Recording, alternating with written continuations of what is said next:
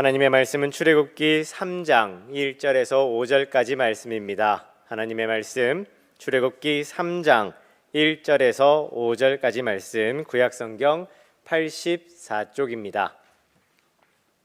출애굽기 3장 1절에서 5절까지의 말씀 제가 받들어 읽겠습니다. 모세가 그의 장인 미디안 제사장 이드로의 양떼를 치더니 그 떼를 광야 서쪽으로 인도하여 하나님의 산 호렙에 이르매 여호와의 사자가 떨기나무 가운데로부터 나오는 불꽃 안에서 그에게 나타나시니라. 그가 보니 떨기나무에 불이 붙었으나 그 떨기나무가 사라지지 아니하는지라. 이에 모세가 이르되 내가 돌이켜 가서 이 큰 광경을 보리라. 떨기나무가 어찌하여 타지 아니하는고 하니 그때에 여호와께서 그가 보려고 돌이켜 오는 것을 보신지라. 하나님이 떨기나무 가운데서 그를 불러 이르시되 모세야 모세야 하시매 그가 이르되 내가 여기 있나이다. 하나님이 이르시되 이리로 가까이 오지 말라. 내가 선 곳은 거룩한 땅이니 내 발에서 신을 벗으라. 아멘. 오늘 우리 카리스 오케스트라와 우리 시온 찬양대가 함께 찬양 올리는 그 모습을 바라보니까 감개무량합니다. 제 마음이 이렇게 참 감사하고 또 은혜가 있는데 우리 하나님은 얼마나 기뻐하실까요? 우리 하나님께 영광의 박수를 한번 올리겠습니다. 할렐루야. 감사합니다. 네, 감사합니다. 우리 하나님이 쓰시는 사람, 하나님이 쓰시는 일꾼이라고 하는 제목으로 말씀 선포하겠습니다. 오늘날 농부가 오리알 속에 백조알을 넣었습니다. 오리 어미는 그것도 모르고 알을 품었습니다. 알을 깨고 오리와 함께 백조도 함께 나왔습니다. 백조는 여느 오리와 똑같이 걸어다니며 땅을 헤집으며 지렁이를 잡아먹습니다. 그런데 자라가면 자라갈수록 오리들은 자신들의 모습과 다른 백조를 시기하고 구박하고 왕따를 시키기 시작했습니다. 그러던 어느 날 백조 무리가 호수 위를 날고 있었습니다. 자기와 닮은 무리가 날고 있으니까 자기도 날고 싶다고 하는 생각에 날개를 퍼덕여 봅니다. 깜짝 놀랐습니다. 자기가 날고 있었습니다. 자기는 오리가 아니었고 백조였습니다. 우리는 하늘나라 왕자임에도 불구하고 세상 속에서 땅만 쳐다보며 세상 끝만 바라보고 살지는 않았는지요. 온갖 멸시와 시기 질투 속에서 위축된 삶을 살아왔었습니다. 하지만 우리는 하나님께서 택하신 하나님의 백성, 하나님의 아들들입니다. 특별히 오늘 우리 교회는 임직식이 있는 날입니다. 우리가 이 땅에 살지만은 하늘을 사는 것처럼 좀 넉넉하고 당당하게 사셔서 우리 주님께 쓰임받는 남부의 모든 권속들 되시길 주님의 이름으로 축복합니다. 하나님이 쓰시는 일꾼 첫째는 광야의 훈련이 있어야 합니다. 출애굽기 2장 15절 말씀입니다. 모세가 바로의 낯을 피하여 미디안 땅에 머물며 광야로 도망가서 자포자기의 삶을 살다가 아들을 낳았습니다. 그 아들 이름을 아이고 내 신세야 내가 광야에서 나그네가 되었네 이방의 객이 되었네 라고 하는 이름의 뜻을 가진 게르솜이라고 하는 이름을 짓게 되었습니다. 자신의 신세를 한탄하며 자신의 모습을 그대로 투영시킨 것이지요. 이렇게 40년을 장인 이드로의 양떼를 돌보며 살다 보니까 민족을 향하여 끌어올랐던 꿈도 사라지게 되었습니다. 하지만 이 모든 환경은 하나님께서 배열하셨고 모세로 하여금 직면케 하셨습니다. 그렇습니다. 광야는 옛사람을 처리하는 것입니다. 시편 119편 67절에 보시면은 고난당하기 전에는 내가 그릇 행하였더니 이제는 주의 말씀을 지키나이다. 여기서 그릇 행한다라고 하는 이 말씀은 기준 없이 행한다라고 하는 뜻입니다. 충동대로 기분 내키는 대로 뱉어버리고 모든 기준이 자기 감정 충동입니다. 그러나 광야를 통과한 이후에 내가 주의 말씀을 지키나이다 라고 했습니다. 분명한 기준점이 생겼다고 하는 말씀이지요. 자, 광야는 낮에는 머리가 벗겨질 정도로 뜨겁습니다. 하지만 밤이 되면 영하로 떨어져서 사람이 얼어 죽기도 합니다. 날씨가 이렇다 보니까 땅도 견디지 못하고 푸석푸석해지고 척박한 땅으로 변해버립니다. 마찬가지로 우리가 인생의 광야를 지날 때에 우리는 큰 감정의 기복을 경험합니다. 기분 좋을 때는 모든 일이 잘 풀릴 것 같습니다. 그러나 어려운 일을 당할 때는 어디까지 떨어질지 끝이 안 보입니다. 하나님께서 우리를 올리셨다가 낮추기도 하시고 또 낮췄다가 올리기도 하시는데 정신을 차릴 수가 없습니다. 은혜를 받을 때면 하나님께서 금방이라도 응답해 주실 것만 같은데 실패 현장을 만납니다. 자녀와 불소통하고 부부간의 갈등을 경험합니다. 이렇게 정신적으로 육체적으로 진액을 다 빠져나가게 하셔서 탈진하는 것이 바로 광야입니다. 그러니까 광야의 목적은 분명해지는 것입니다. 게르솜, 내가 나그네가 되었다라고 고백할 때까지 힘 빼는 작업을 하는 것이 광야입니다. 내 고집 내려놓고 하나님을 온전히 신뢰하도록 하기 위해서 하나님의 일꾼들에게는 광야의 과정이 반드시 필요합니다. 여러분 돌아보면 내 스스로 내 힘으로 할 수 있는 것이 얼마나 있던가요? 내가 할 수 있는 게 별로 없었습니다. 경주에 지진이 일어날 때 여러분들이 할 수 있었던 일이 무엇이었던가요? 할 수 있는 일이라고는 없었습니다. 사랑하는 여러분, 우리 앞에 광야를 비열하신 하나님의 의도를 깨닫고 하나님 앞에서 철저히 낮아지고 겸손하는 여러분 되시길 주의 이름으로 축복합니다. 광야는 또한 하나님을 바라보게 하는 것입니다. 시편 119편 70절에 보시면은 저희 마음은 살쪄서 지방덩이 같으나 나는 주의 법을 즐거워하나이다. 오늘날 많은 사람들, 그 가운데 우리 성도들도 세상이 좋아서 하나님을 떠나고 교회를 떠나는 사람이 많습니다. 동창회다 계모입니다. 여기저기 정신없이 쫓아다니다가 어느 날 나태한 자신의 모습을 바라봅니다. 내가 왜 이렇게 살아가지? 내 마음이 살이 쪘구나. 지방이 끼어서 하나님을 바라보지 못하고 내가 지금 이렇게 살아가고 있구나. 자신의 삶을 돌아보는 겁니다. 극장에서 영화를 보는데 불이 켜져 있다면 어떻겠습니까? 여기저기 아이들이 뛰어다니는 모습이 보이고 벽이 보이고 옆에 사람이 다 보인다면 스크린에 어떻게 집중할 수가 있겠습니까? 불이 꺼져 있기 때문에 우리는 영화 화면을 집중할 수가 있는 것입니다. 지금 세상은 볼 게 너무 많습니다. 의지할 것도 많고 좋은 것도 너무 많습니다. 이것저것 따라가다 보면 하나님은 보이지 않습니다. 하지만 주의가 깜깜하면 집중합니다. 그래서 하나님은 우리 인생에 불을 끌 때가 있습니다. 인간 관계를 끊어서 철저하게 고독 속에 빠뜨리기도 하십니다. 물질의 핍절함을 주셔서 비참한 가운데 들어가기도 하십니다. 그때는 하나님께 집중할 때입니다. 고독은 외로운 것이지만은 하나님께 집중할 수 있다면 그것 또한 유익한 것입니다. 지금 우리는 코로나 시국을 지나고 있습니다.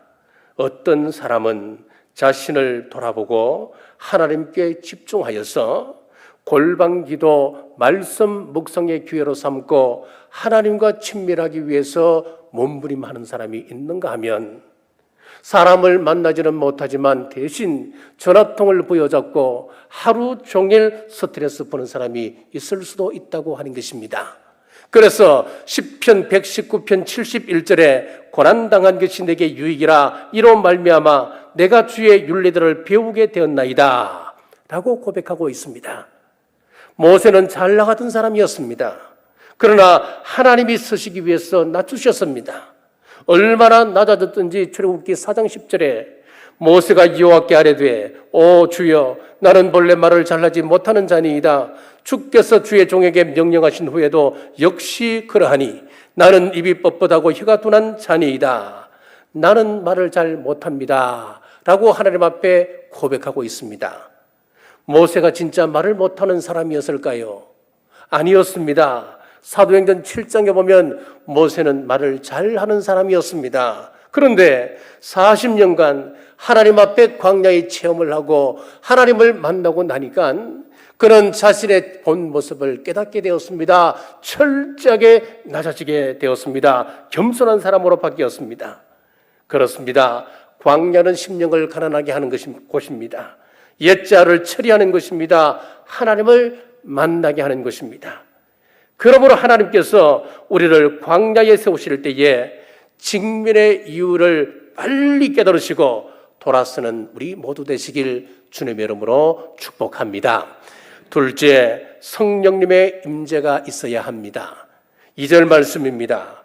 여호와의 사자가 떨기나무 가운데로부터 나오는 불꽃 안에서 그에게 나타나시니라. 그가 보니 떨기나무에 불이 붙었으나 그 떨기나무가 사라지지 아니하는지라. 모세는 내가 내 인생을 주도한다. 내가 내 인생을 내가 마음대로 살아간다. 자기 주도형 인간이었습니다. 청운의 꿈을 가진 사람이었습니다. 그래서 왕궁을 나섰다가 의분의 애굽 사람을 죽입니다. 결국 도망자 신세가 되어서 미디안 광야로 도피하여 양을 치는 목자의 삶을 살아가고 있습니다. 그러던 어느 날 여느 날처럼 양떼를 몰고 가는 중 호렙산에 이르게 되었고 거기서 불붙은 가시떨기나무를 보게 되었습니다. 그런데 떨기나무에 불이 붙었는데 나무가 타지 않는 신비한 체험을 하게 되었습니다. 불이 붙었으나 타지 아니하는 가시떨기나무, 이것의 의미는 무엇일까요? 자, 가시라고 하는 것은 창세기 3장에 보면 부정적인 의미로 우리에게 말씀하고 있습니다. 에덴 동산에 죄가 들어왔습니다. 죄가 들어와서 가시가 생겼고 그 가시가 사람들을 괴롭혔습니다. 우리가 땀을 흘려 종신토록 노력하지만은 가시가 생겨나서 수고에 합당한 열매가 맺히지 못하도록 했습니다. 가시는 부정적 의미입니다. 사도행 고린도후서 12장에 보면 바울에게도 육신의 가시가 있었습니다. 가시라고 하는 것은 고난 가운데 사망과 저주의 짐을 지고 있는 인간의 실존을 의미하기도 하는 것입니다. 하나님, 매일매일 산으로 들러 양떼를 이끌고 고단한 인생 참 허무합니다. 한때 화려한 젊은 시절이 있었지만은 이제 덩건 굽었고 피부는 뜨거운 태양에 거칠어졌습니다. 제 나이 80에 이제 뭘 할 수 있겠습니까? 이 질문에 대한 묵시적인 하나님의 응답이 무엇이었습니까? 바로 떨기나무에 붙은 꺼지지 않는 불이었습니다. 떨기나무는 구불구불 휘어져 쓸모없는 나무입니다. 기둥은 고싸하고 석가래도 조차 서지 못하는 쓸모없는 나무, 80세 노인이 된 모세를 상징적으로 보여주고 있습니다. 그런데 불꽃은 활활 타오르는데 나무를 태우지 않습니다. 여기에도 깊은 의미가 숨어 있습니다. 모세야, 40년 전 너 자신을 태워 내 일을 하려고 했다. 그러나 너는 잠시 만에 홀랑 타버리고 죄밖에 남지 않았지 않느냐. 이제 알겠느냐? 하나님의 일이라고 하는 것은 내 힘으로 감당하는 것이 아니고 성령님의 능력을 받아서 성령님의 불로 감당하는 것이란다. 그렇습니다. 우리는 기껏해야 잠시 타다 꺼지는 땔감밖에 안 되지만은 성령님의 불은 지속적입니다. 그것은 꺼지지 않는 불입니다. 자, 그러면은 왜 하나님께서는 불로 나타나셨을까요? 불이라고 하는 것은 소멸하는 능력이 있습니다. 성결케 하는 능력을 가지고 있습니다. 죄악의 도시 소돔과 고모라 성을 심판하실 때 불로 흔적도 없이 사르셨습니다. 이것은 인간의 모든 죄를 소멸하는 능력을 상징적으로 우리에게 보여주고 있습니다. 하나님 앞에서 부정한 입술이라고 고백했던 이사야 선지자, 하나님께서 제단 숯불로 그 입술을 정결케 해주셨습니다. 바로 불이라고 하는 것은 정결케 하는 능력이 있습니다. 1907년 평양 장대현 교회에 제2의 오순절을 할 만한 성령님의 불이 떨어졌습니다. 그때 나타난 특징이 무엇이냐면 회개의 역사가 나타났습니다. 자신의 가슴을 치면서 자신의 죄악을 불태우는 성령님의 역사가 일어났습니다. 결국 평양은 제2의 예루살렘이라고 하는 별명이 붙게 되었습니다. 레위기 6장 8절에 보면 제단의 불이 그 위에 꺼지지 않게 할 것이요. 무슨 뜻이겠습니까? 불꽃은 성령님의 인재가 항상 교회 안에 타고 있어야 함을 말씀하고 있습니다. 오늘 우리 교회에 성령님의 바람이 불기를 원합니다. 임직을 하시는 분들만 아니라 모든 성도님들에게 꺼지지 않는 회개의 불길, 헌신의 불길, 사랑의 불길, 생명의 불길 타오르길 주님의 이름으로 축복합니다. 셋째, 신발을 벗어야 합니다. 5절 말씀입니다. 하나님이 이르시되 이리로 가까이 오지 말라. 내가 쓴 것은 거룩한 땅이니 내 발에서 신을 벗으라. 인생의 황혼기, 이제는 어떻게 인생을 정리할 것인가 고민할 때 하나님께서는 꺼지지 않는 불로 모세를 찾아오셨습니다. 그리고 말씀하십니다. 내 발에서 신을 벗으라. 당시 신발은 자유인들만 신을 수가 있었습니다. 왕이 신는 신발 따로 있습니다. 신하들이 신는 신발 따로 있습니다. 신분에 따라 신발은 달랐습니다. 평민들이 신는 신발이 따로 있었습니다. 하지만 노예는 신발을 신을 수가 없었습니다. 언제나 맨발이었습니다. 하나님께서 신을 벗으라 하는 것은 명백히 지지요. 무슨 뜻이겠습니까? 이제부터 너는 나의 종이다. 모세야 이제부터 너는 나의 노예가 되었느니라 라고 하는 말씀입니다. 노예는 주인이 맡기는 일에 거부할 권리가 없습니다. 주인이 가라 하면 가는 것이고 오라 하면 오는 것이고 멈추라 하면 멈추는 것이 바로 노예요 종입니다. 헬라어의 노예라고 하는 단어는 휘페레테스라는 단어를 쓰는데 밑에서 노를 젓는 자, 그런 의미를 가지고 있습니다. 영화 배너를 보시면은 배 밑창에서 노를 젓는 노예들이 나오고 있습니다. 발을 쇠사슬로 묶고 놓아서 도망도 가지 못합니다. 이들은 배가 어디로 가는지도 모릅니다. 밖에서 전투가 벌어져서 위급한 상황이 벌어져도 그들은 그 상황을 모릅니다. 다만 북소리를 들으며 전진하는 것이고 멈추는 것이고 좌회전 우회전 할 뿐입니다. 그러다가 배가 침몰하면 배와 함께 죽어야 합니다. 이것이 노예의 운명입니다. 노를 저었다고 해서 내가 기대할 것은 아무것도 없습니다. 보상이 주어지는 것 아닙니다. 목숨을 다하여 충성할 뿐입니다. 자, 고린도전서 4장 1절에 보면은 우리를 노예와 같은 히프레테스라고 하는 단어를 사용하고 있습니다. 노예를 히프레테스라고 이야기하지 않습니까? 그런데 고린도전서에 보면 히프레테스라고 하는 단어 앞에 우리는 일꾼이라고 번역을 했습니다. 고린도전서 4장 1절 말씀입니다. 사람이 마땅히 우리를 그리스도의 일꾼이요. 여기서 일꾼은 휘페레테스 노예입니다. 하나님의 비밀을 맡은 자로 여길지어다. 우리는 하나님의 비밀을 맡은 노예 일꾼이기 때문에 하나님 말씀에 발을 묶고 말씀대로 살아가야 한다고 하는 뜻입니다. 오늘 우리 교회는 하나님 앞에서 귀한 일꾼을 세웁니다. 교회 직분은 계급이 아닙니다. 앞에서 굳은 일을 하는 사람들이 바로 일꾼입니다. 밑에서 노를 젓는 사람들이 일꾼들입니다. 굳은 일을 했다고 당장 보상이 주어지는 것도 아닙니다. 그러므로 안수 받는다고 우쭐할 필요도 없고 그렇지 못하다고 해서 실망할 필요도 없습니다. 장로로, 집사로, 권사로 기름 부음을 받으시면 책임과 의무가 따르게 되고 그것을 이행하지 못할 때는 하나님께서 반드시 책임을 물으십니다.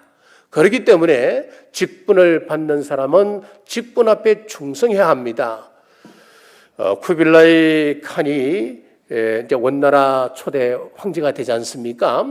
쿠빌라이 칸의 어머니는 독실한 크리스찬이었다고 합니다. 자신도 어머니를 따라서 마음속으로는 크리스찬이라고 생각하며 쿠빌라이 칸은 살아갔습니다. 그렇기 때문에 그가 원나라를 기독교 국가로 만들고 싶어서 로마의 사신을 보내어 이렇게 요청을 했습니다. 우리 원나라에 선교사 100명을 파송해 주시오. 그런데 겨우 2명만 파송했습니다. 쿠빌라이 칸이 화가 나서 이미 세워진 교회를 폐쇄해버리고 원나라를 불교 국가로 만들었다고 합니다. 여러분, 당시에 로마에서 그 말을 진중하게 받아들이고 주님의 지상 명령을 준행하며 100명의 선교사를 파송했다면 중국에 복음화는 앞당겨졌을 것이고, 중국이 복음화되었다면 세계에 복음화는 지금 상황과는 정반대 상황이 되었을 것입니다. 주님 주신 선교 사명을 망각하고 그들은 황금을 쫓았습니다. 보화를 쫓았습니다. 부를 쫓아갔습니다. 자, 영국 사람들은 대형 박물관에 대한 자부심이 대단합니다. 그래서 이런 말을 합니다. 전 지구를 다 주어도 대형 박물관과는 바꾸지 않는다. 그렇게 영국 사람들은 이야기한답니다. 그런데 바티칸 시국 사람들은 또 어떻게 이야기하느냐면, 베드로 성당은 지구와 그리고 덤으로 대형 박물관을 주어도 바꾸지 않겠다. 그렇게 자부하는 것이 바로 베드로 성당입니다. 베드로 성당 내부는 금, 은, 보석으로 가득 차 있습니다. 그래서 사람들은 이야기하지요.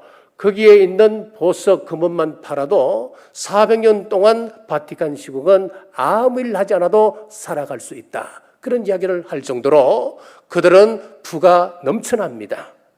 이러다 보니까 결국 300년 후에 종교개혁이 일어나서 그들로서는 분열의 아픔을 겪게 되는 것입니다. 하나님께서는 반드시 책임을 물으십니다. 그런 의미에서 성경은 우리의 직분보다도 더 중요하게 여기는 것이 무엇이냐면 우리의 사역입니다. 사도행전에 보시면은 가룟 유다 대신에 사도가 되었던 마띠아는 성경의 그 이후에 보면은 한 번도 등장하지 않고 있습니다. 다른 말로 그는 사역에 불충했다라고 볼 수가 있지요. 하지만 함께 경화받아 낙선된 바나바는 보십시오. 성경 여러 곳에 하나님의 선교사에게 쓰임받았던 기록을 남기고 있습니다. 무슨 의미입니까? 직분에 상관없이 사역에 충성함으로 순종함으로 동참하는 사람을 하나님께서 귀하게 보신다고 하는 이야기입니다. 그러므로 우리 모든 성도님들은 직분에 상관없이 하나님께서 나에게 맡겨주신 그 사명에 충성하시길 주님의 이름으로 축복합니다. 자, 성경에 보면 신발 벗음의 정반대의 의미가 동시에 기록되어져 있습니다. 분명히 오늘 말씀에 보면 신발 벗음이라고 하는 것은 순종의 의미라고 했었는데, 다른 곳에서 보면은 불순종의 의미로 신발을 벗게 했습니다. 성경이 충돌이 일어나는 것 같지요. 그러나 순종의 의미에서 보면 똑같은 말입니다. 고대 이스라엘의 풍습 중에 우리나라 고구려나 부여에서처럼 형사취수제가 있었습니다. 성경에서는 이 형사취수제를 계대결혼 그렇게 표현을 하고 있습니다. 계대결혼이나 형사취수제는 같은 이야기입니다. 자녀가 없이 형이 죽으면 동생이 형의 대가가 이어지도록 했습니다. 루키 4장에 보면은 이 보아스는 나오미의 기업을 물을 후순위자로 이름이 나오지 않습니까? 자, 그러니까 이 사람은 분명히 자기 앞에 나오미의 기업을 물을 수 있는 선순위자가 있었던 거예요. 그래서 그 선순위자에게 찾아가서 빛으로 넘어간 나오미의 밭을 사고, 그리고 그 나오미의 대를 이어갈 수 있도록 먼저 이야기를 했습니다. 기업을 물으라 그랬습니다. 선택적 의무를 이행하라고 촉구했습니다. 자, 그런데 이 선택적 의무라고 하는 것은 강제사항이 아닙니다. 내가 하기 싫으면 하지 않아도 되는 것이 바로 선택적 의무입니다. 신명기 25장 9절에 보면은 그 형제의 아내가 장로들 앞에서 그에게 나아가서 그의 발에서 신을 벗기고 그의 얼굴에 침을 뱉으며 이르기를 그의 형제의 집을 세우기를 즐겨 아니하는 자에게는 이같이 할 것이라 하고, 계대 결혼을 거절하는 자에게 신을 벗기고 그 얼굴에 침을 뱉어서 그 형제의 기업을 이을 자격이 없음을 사람들 앞에서 공식적으로 선언해버리면 되는 거예요. 선순위자가 처음에는 빛으로 넘어갔던 나오미의 밭을 대신 사주고 죽은 친척의 아내 그 룻을 아내로 맞아들여서 기업을 이어주리라 그렇게 약속을 했습니다. 그런데 집에 가서 곰곰이 생각해 보니까 자기에게 너무 금전적 손해가 큰 겁니다. 그래서 사람들 앞에서 신을 벗고 내가 기업을 무르지 못하겠다. 나는 못하겠어. 선택적 의무를 포기하는 이야기가 나오는 거예요. 여기서 불순종의 의미로 신을 벗게 했습니다. 하지만 순종과 불순종의 결과는 극명한 차이가 있습니다. 오늘 임직받는 분들에게도 분명한 것은 선택적 의무가 그들에게 주어집니다. 이것은 강제사항은 아니지만은 그 의무는 약속 있는 의무입니다. 보아스가 자기에게 돌아온 이 선택적 의무를 손해를 감수하고서라도 그는 이것을 이행했습니다. 이행할 때 그 후손 가운데 다윗 왕이 탄생하게 되고 다윗의 혈통을 따라서 예수 그리스도가 이 땅에 오시게 된 것이었습니다. 예수님의 족보에 그의 이름이 올라가는 최상의 보상을 그는 누리게 되었습니다. 오늘 임직자들은 물론이고 우리 온 성도들은 하나님 앞에서 내게 오는 선택적 의무를 거절하지 마십시오. 교회는 회사가 아니기 때문에 사역함에 있어서 강제성과 구속력이 없지만은 그 의무를 감당하면 보아스에게 하신 것처럼 반드시 합당한 보상이 주어짐을 믿으시길 주님의 이름으로 축복합니다. 말씀을 뵙겠습니다. 하나님께서 주시는 일꾼은 광야의 훈련이 있어야 합니다. 옛 죄를 처리하고 하나님만 바라보게 하십니다. 성령님의 임재가 있어야 됩니다. 우리는 금방 타버리는 죄에 불과하지만은 성령님의 불은 영원토록 활활 타오릅니다. 그리고 순종함으로 신을 벗어야 합니다. 교만의 신, 자랑의 신, 명예의 신, 욕망의 신을 벗고 하나님의 부르심 앞에 응답하셔서 오리처럼 땅만 쳐다보면 매몰될 것이 아니라 하나님의 말씀을 부여잡고 하늘을 훨훨 날아올라 우리 주님의 사역에 귀하게 쓰임받는 남부의 모든 권속들 되시길 주님의 이름으로 축복합니다. 기도하겠습니다. 자비로우신 아버지 하나님, 오늘 하나님의 구속사를 보게 하심을 감사합니다. 모세를 하나님의 종으로 부르시고 있는 모습을 보며 우리 모두는 하나님의 종으로 하나님께 드려지기 위하여 준비되고 있는 사람들임을 고백합니다.